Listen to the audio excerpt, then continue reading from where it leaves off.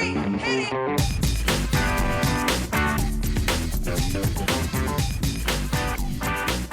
Good morning, good afternoon, good evening, and welcome to today's Caffeine for the Soul.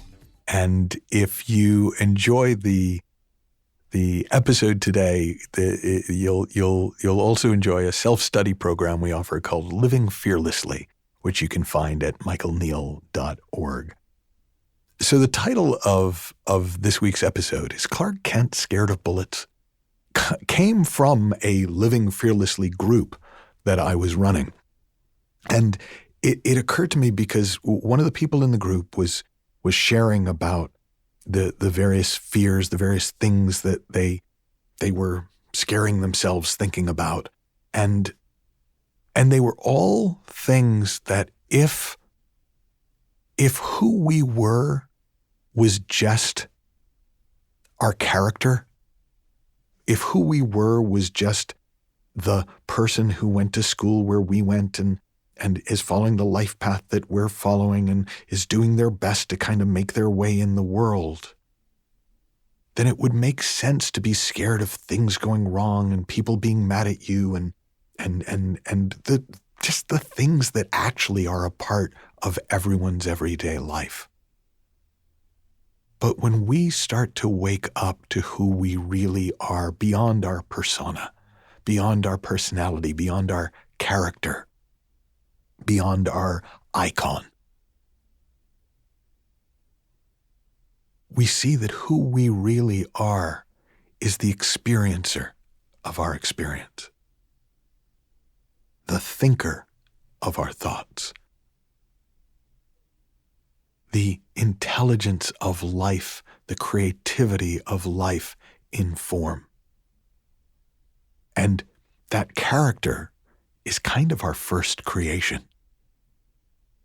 And so the phrase that came to mind was, is Clark Kent scared of bullets? Because Superman, not scared of bullets, right? They bounce right off him.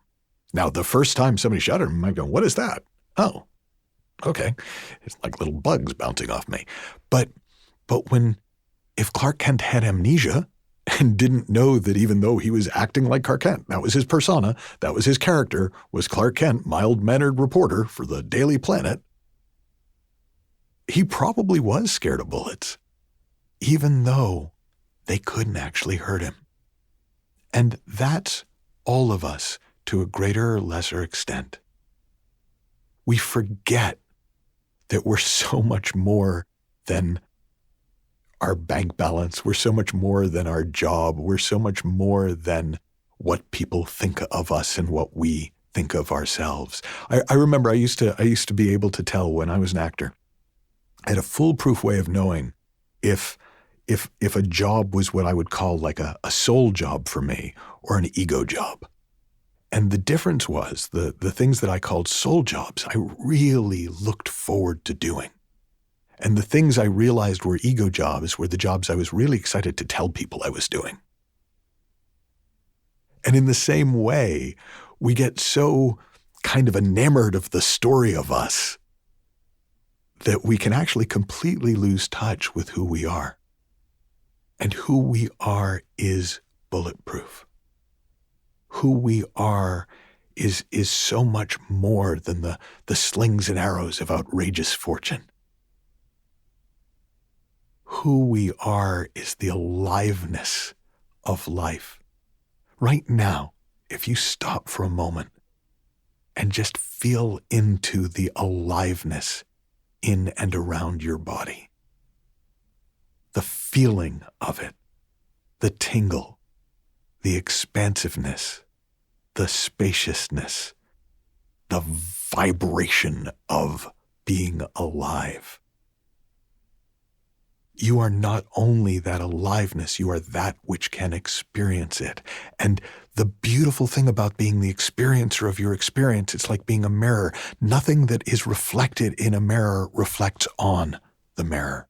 The mirror does not carry with it the burden of what's been reflected in it.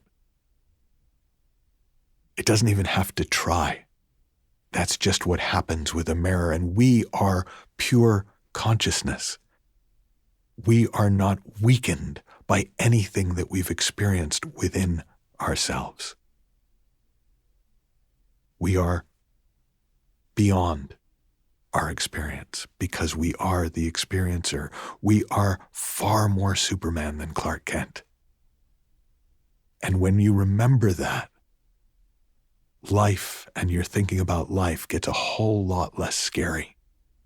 And the adventure of life gets a whole lot more fun. Have fun, learn heaps, happy exploring, and I'll talk with you soon.